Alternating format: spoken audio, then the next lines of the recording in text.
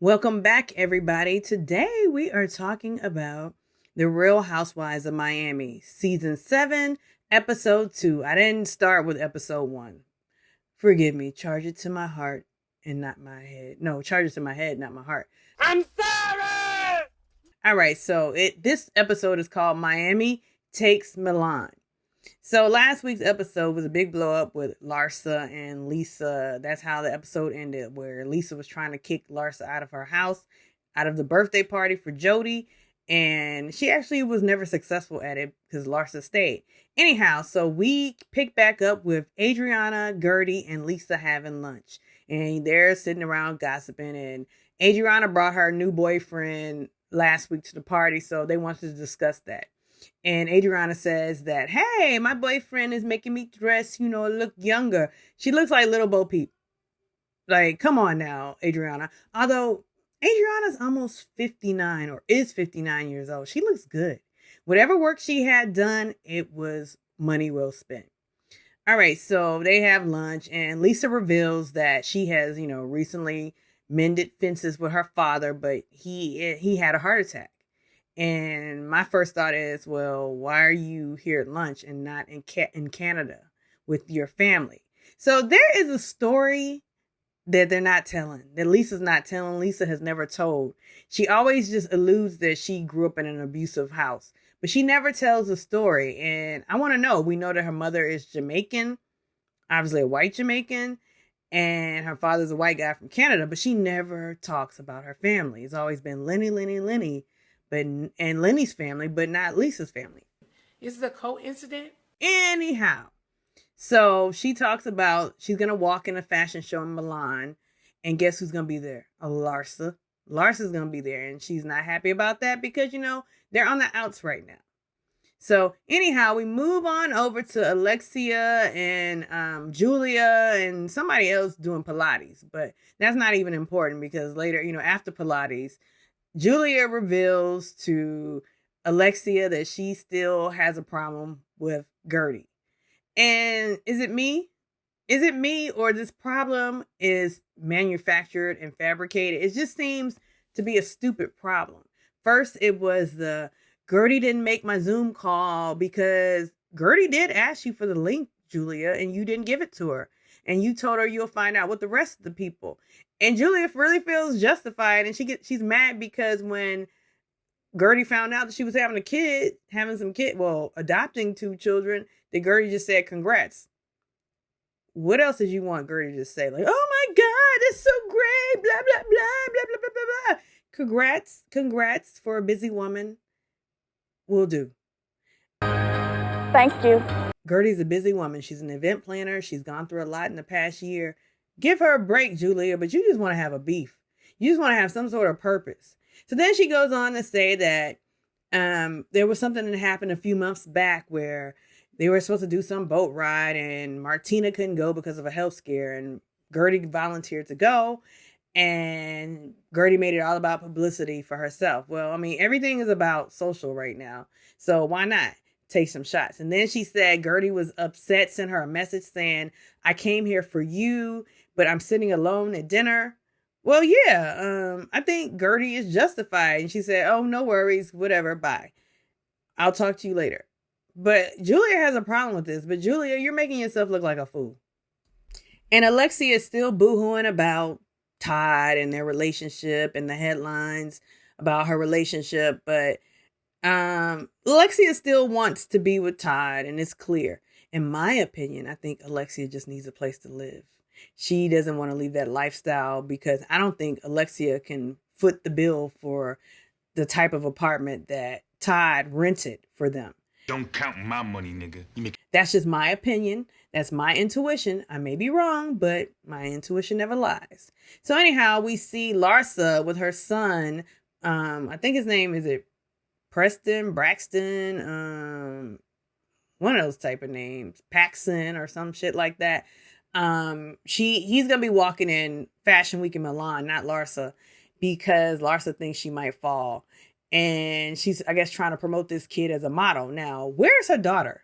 Because her daughter was on last season, and her daughter is model material. This boy, he's not it. He's not model material, but he's tall. But I mean, that's not really the requirement for a man in fashion.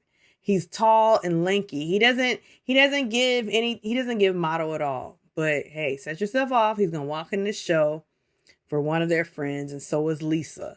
So we see them heading to the airport, and she's hoping that Lisa isn't on her flight, but guess what? Of course. I ain't got to tell you what happened next. She's going to be on her flight. So Larsa and Lisa and Preston, they arrive in Milan, and guess what? They have to share a shuttle van to the hotel. Of course, because why would it be any different? This is a reality show about drama, and they got to, bring the drama.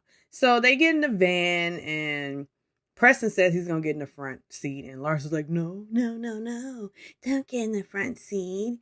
I don't want to sit with Lisa and Jody. So then Lisa and Jody get in the van, and they're looking directly at Larsa. And I'm thinking, why is the van configured like that? Why are the seats turned that way? But hey, we got to film a show. So Larsa says she promised Preston that she wouldn't get into it, but you know what? She got into it anyhow because Larsa can't help herself. Larsa is messy. Larsa is kind of tone deaf, but you know what the funny thing is? I don't like her at all, but I'm here for it for some reason. I'm torn. Like, she's dramatic, but but she's blunt. She says although she may be wrong a lot of times, but she says what she means. Okay, well, what you said was some bull. Because Lisa revealed that, her father had a heart attack. And Larsa says, what I was thinking, why are you here then? Why are you here? And Lisa acts offended. No, seriously, Lisa, why are you here? So a whack-ass fashion show from a designer who's barely known is more important than your family. Because let's be honest, Lisa, you are not going to be walking in any other shows. This is just a little publicity stunt for this designer to be on TV. Like, come on now. This show is not you, or you will not have a runway career, Lisa. Let's just be honest. Why didn't you do it when you was a little, more of a tulip, girl? So why are you here? Why aren't you with your family? And family, you don't get to the end of your life and say, I wish I worked longer and harder. And let's be honest, this isn't work. You think about your family. And guess what? Lisa's so superficial to me. That's why it's like, I don't know whose side to be on, Larsa, Lisa, because they're both insufferable. But I like the drama that Larsa brings, although I can't stand her. It's so weird. I can't stand her, but I like that she stands on business, whereas, Lisa's always, backpedaling or like, hesitating on what she's going to say. But, I'm here for Larsa. 1 point for Larsa on this one. She will try to finish it if you let her now. Guns a-blazing. Pow, pow, pow. Meanwhile, back in Miami, we go to a surgeon visit with Guerdy. She's going to check on how she's healing from breast reconstructive surgery. And the doctor says that I believe it's her her right breast. It doesn't matter. One of the breasts is not fully healed and she's going to need another surgery. Guerdy's already gone through so many surgeries, but she wants perfection. And to me, a lot of surgeries is just, surgery one is trauma to your body. She's already had a lot of trauma from chemo, radiation, and having seen my mother go through chemo and radiation, that's not an easy feat. I was there for my mom, giving her massages from, chemo sets in 2 days later. And that pain, I don't know what it feels like, but I was giving my mother massages and it was hard to watch. So I can only imagine what Guerdy has been through. And she's even willing to do yet another surgery just so she could have a perfect boob. You serious right now? And I don't know if I agree with that, but hey, if that's what you want, that's what you feel. Like, I would not be putting my body through that much. But the girls today don't mind doing elective surgery because my mom actually elected not to get reconstructive surgery because of her, her age and her health. They said it's probably best that you just don't, so she didn't. But Guerdy is still a young-ish woman, so I guess she wants to have the perfect boob. And the other boob did look good. It looked like, she said they did a skin graft, fat graft. And because it moved. It wasn't like, hard. So I thought it looked good. But Guerdy, more power to you. And I pray that your health continues. Good health continues for you. But, Hallelujah! Hallelujah! Hallelujah! Hallelujah! But so that was Guerdy. And then we move on over to Marisol and her little cottage. I don't know who has a smaller home, Marisol or Erica Jane on Real Housewives of Beverly Hills, but Marisol looks like she really lives in a little cottage, and she's with her husband, who she's been with for a while, but apparently they're making it official. And I remember back in the earlier years of Miami when her Mama Elsa said, Oh my God. You will be a bride again. Again? And again and again. So I don't know if this is your last marriage, Marisol, but more power to you guys. So Larsa and her son meet up with Philip Plein, the designer. And the designer's just shading American culture. Like, look at those shoes. What are you wearing? We don't wear that in Europe. Oh, look, no t-shirts under the shirt, underneath your shirt. What's up with that? That's very American. So yeah, whatever. So then, we cut over to Lisa and Jody, and Lisa's still talking about, her father. She's getting updates. She's getting updates from her brother on her father's health because he is dying. And yeah, but again, Lisa, why are you here? Why don't you just go home?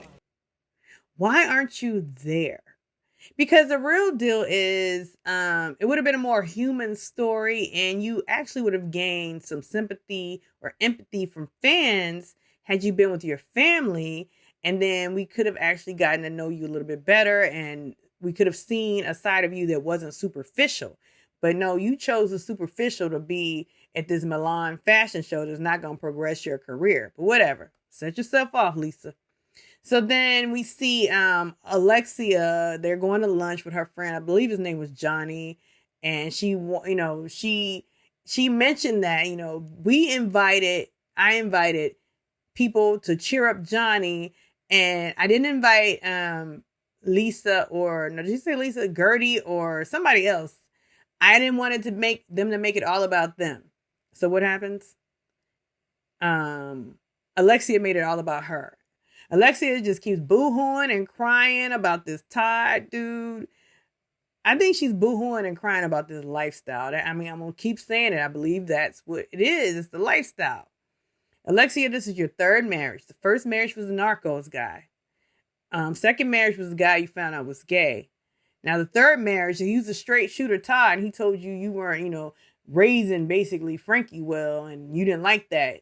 And she said she didn't think Todd liked the way he was portrayed on TV. That's why, he didn't want to be on.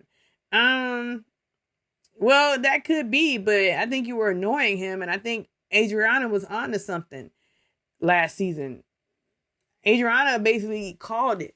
She said Todd is leaving Alexia and they're having financial problems. But, Alexia is emphatic that there are no financial problems. But hey, Alexia, if you don't stop crying over this Todd guy, it's so ridiculous. Alexia and I believe it was that time where Marisol said, you got a narc. We all get a narc at some point. Alexia is the narc. Alexia can never own up to anything. Alexia is always, woe is me. Oh, well, how am I wrong? She never owns. She's so delusional. She is so annoying. Alexia is the narc. I don't know Todd well enough, but I've seen Alexia's behavior over the years, and she's the narc in the relationship, but I'm not a psychologist or psychiatrist to diagnose anyone. So we head back over to Milan, and it's fashion show time. So Larsa's there and seated with her friend. I forget his name. He's very flashy. And they're seated next to Jody, but they act like, Jody who? We don't care about Jody. We're just ignoring Jody. So anyhow, Preston comes out walking. He doesn't look like a model, and we all know it. He's a Nepo model. Preston is a Nepo model, and they even asked Larsa, do you think he would have done it without you? And she even said, hell no. Hell no. Preston would not have been here had it not been for Larsa. Okay, so then Larsa is so shady, and I love it for some reason. I used to hate Larsa, and I still kind of do hate Larsa. but she's so shady and she stands in it. That's what I like about Larsa. She stands in her shade. So she was laughing because apparently Lisa was coming out as number 51, the 51st model apparently. So Larsa was laughing at that. So then when Lisa did finally come out, Larsa and her friend decided, let's take a selfie. And so they shine their selfie light. And Lisa, she caught wind of that. Like, she was like, look, she may have that light shining on her, but all eyes were on me.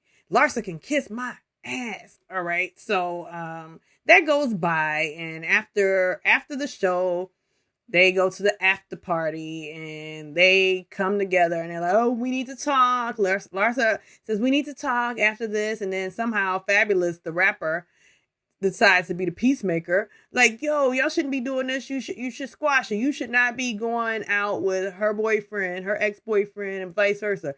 Oh, okay. Fabulous is a peacemaker now? Fabulous, who knocked out Emily B's teeth? He's the peacemaker?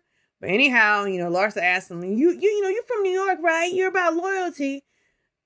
Yeah, loyalty, all right. Whatever. So that's not even the piece de resistance.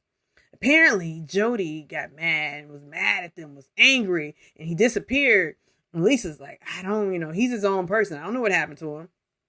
So then we flash forward to them like a week later back in Miami, and they're like, well, what happened? Where was Jody? Something happened with Jody, and they showed a picture of Jody, and it was like cut off like it was somebody else in the picture. But I can't wait till next week to see what really happened with Jody. Because Jody's kind of shady to me. It's something really odd about Jody. The fact that Jody was cool to just like take in Lisa, like after she got kicked out of Lenny's house, that was just weird to me. And then maybe Larsa's on to something, that Jody just wants to be surrounded by celebrity. I don't know what's up with Jody.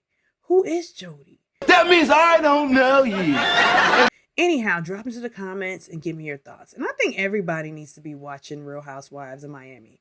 They really need to change the time slot, because Wednesday nights, who's thinking about Wednesday nights? Like, at least it could be on Tuesday nights in the same time slot as Beverly Hills, but they really haven't been promoting the show well. So anyhow, like and subscribe.